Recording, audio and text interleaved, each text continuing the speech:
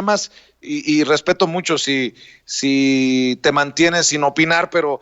me interesa saber tu comentario, tu declaración, tus opiniones, querida Nancy Flores, en momentos en que se desnuda que la empresa Numbav de Genaro García Luna, investigada por esos vínculos, recibió 10 contratos por más de 402 millones de dólares en los sexenios pasados, en momentos en que el presidente dice que 2 días antes de que se fuera Calderón del gobierno, del poder, dio un contrato a esa empresa por millones de dólares para dar entrenamiento a 3 funcionarios de 1 hora y 37 minutos, en momentos en que el Tribunal Electoral perfila negarle el registro, mantenerlo decidido por el INE de negarle el registro a México Libre. No sé si escuchaste las declaraciones esta mañana de Margarita Zavala defendiendo a Genaro García Luna en este programa de radio de Risco y Warkentin en W Radio, lo que me parece verdaderamente revelador. Y te lo menciono porque ustedes en la revista Contralínea están haciendo un excelente trabajo exhibiendo a los expresidentes que estarían en la tablita floja si prospera lo del juicio a los expresidentes. ¿Qué opinión te merece esta defensa que sigue haciendo Margarita Zavala, como lo ha hecho Calderón hace unas semanas en la presentación de su libro, del super policía en aquellos tiempos, Genaro García Luna, hoy acusado de ser narco desde el 2001 hasta el 2018 y de recibir sobornos del crimen organizado? Pues mira, primero sobre el contrato que dio a conocer el presidente, pues justo, o sea, no se trata de cualquier cosa, son casi 20 millones de dólares por un curso, como tú dices, de 1 hora y media a solo 3 funcionarios, o sea, es un súper regalazo que a todas luces tiene, digamos, el sello de la corrupción, o sea, no necesitamos que se vaya muy a fondo en la investigación, sino de simple vista, o sea, qué clase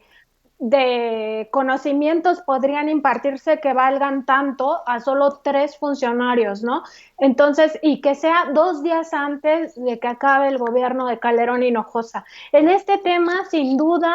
se debe de investigar cuál es la participación de Felipe Calderón, porque no solamente es que fuera su supersecretario, sino que era en quien se descansaba la famosa supuesta guerra contra el narcotráfico que yo siempre he documentado desde mi libro y en Contralínea, que fue una farsa toda esta supuesta guerra contra el narcotráfico, porque en el sexenio de Felipe Calderón justo floreció el narcotráfico en México. Los cárteles mexicanos acabaron desplazando a los cárteles colombianos, que eran los reyes del negocio del trasiego de drogas hacia Estados Unidos. Empezaron a llegar a todos los continentes. Al final del sexenio ya estaban trasegando para los 5 continentes. En más de 50 países había negocios probados de los cárteles mexicanos. Ganaron muchísimo dinero en ese periodo. Nunca hubo un golpe fuerte a sus finanzas. Solamente se detuvieron alrededor de 1,300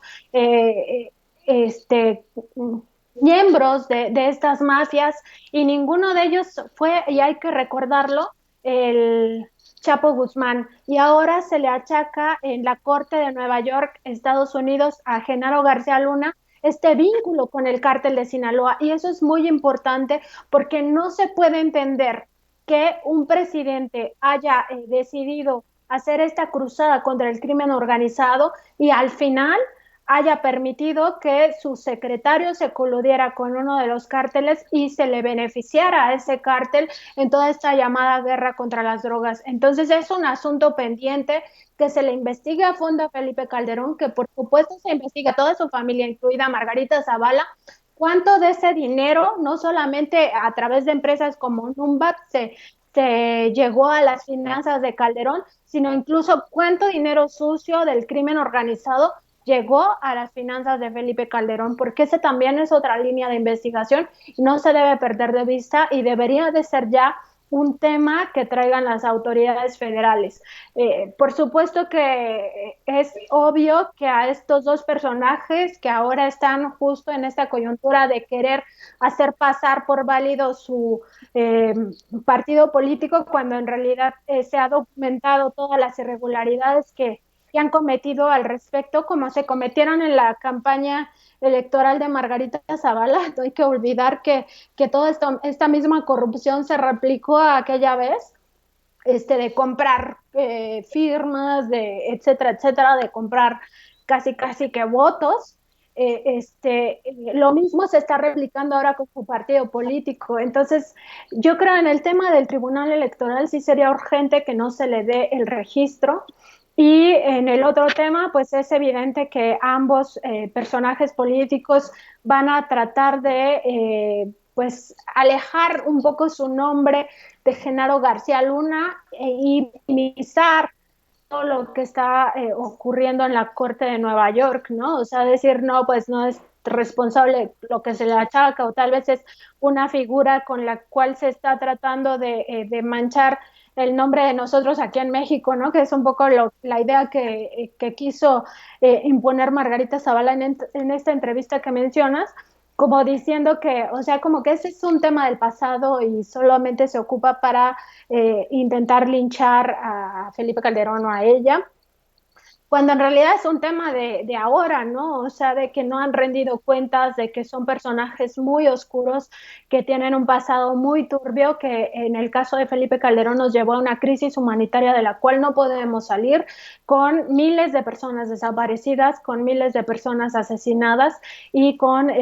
personas torturadas, etcétera. Entonces, todo eso no podemos dejarlo de lado, y menos ahora en la coyuntura de una posible consulta ciudadana para saber si se investiga y se juzga a los expresidentes del país, Vicente. Y qué refrescante, qué importante lo que están haciendo en la revista Contralínea. Para cerrar, te lo quiero decir, Nancy, para que también lo sepa el maestro Miguel Vadillo, con esta radiografía que están haciendo de los 5 expresidentes del periodo neoliberal. Ayer abordaba el tema de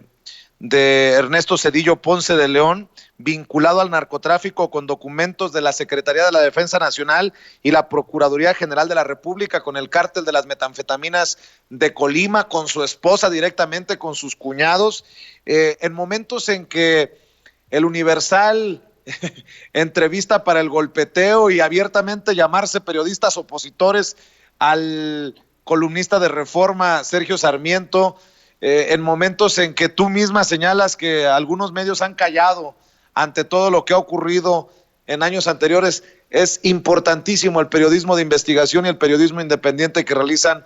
medios como ustedes en la revista Contralínea, y esta investigación es escalofriante, y lo que nos plantea el maestro Miguel Vadillo es tan actual por precisamente lo que acabas de decir, porque no hay transparencia y porque no se han dado cuentas. Vaya madrazo para este personaje que tal vez era el menos hablado, el menos señalado, pero no por eso menos corrupto, querida Nancy. Pues sí, fíjate que en esta revisión que estamos haciendo en el caso de las columnas de Miguel es con datos duros, ¿no? Con expedientes que él en su momento publicó, algunos de ellos justo en el Universal cuando era columnista de ahí.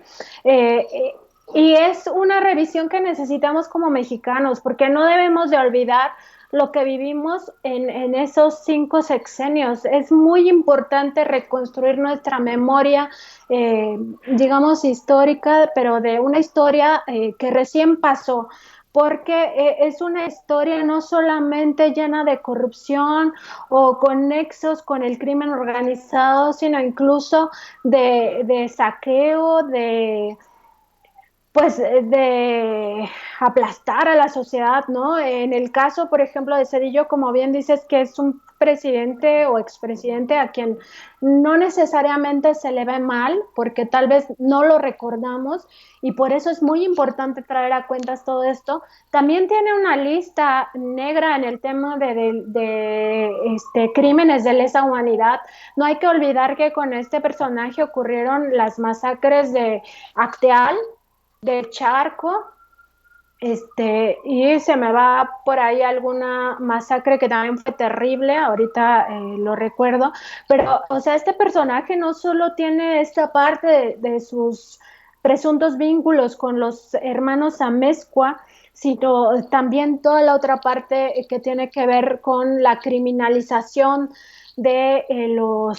de la sociedad, sobre todo de aquellos que estaban en contra de algunas políticas gubernamentales, y con él también se llevaron privatizaciones muy importantes. No hay que olvidar que en su sexenio se privatizó, por ejemplo, Ferrocarriles Nacionales de México, ¿no? Y con él también se dio lo de Fobaproa, que es un tema que no hay que olvidar porque lo seguiremos pagando hasta, según algunos cálculos, 2072, y de aquí a 2048, me parece, vamos a pagar otro 1.600.000 millones de pesos, o sea, una cifra impresionante que nunca en nuestra vida veremos físicamente, que quién sabe cuánto dinero sea en paquetes de billetes de 1,000 pesos, pero debe ser una cosa impresionante, y lo vamos a pagar porque este político priista, pues lo que hizo fue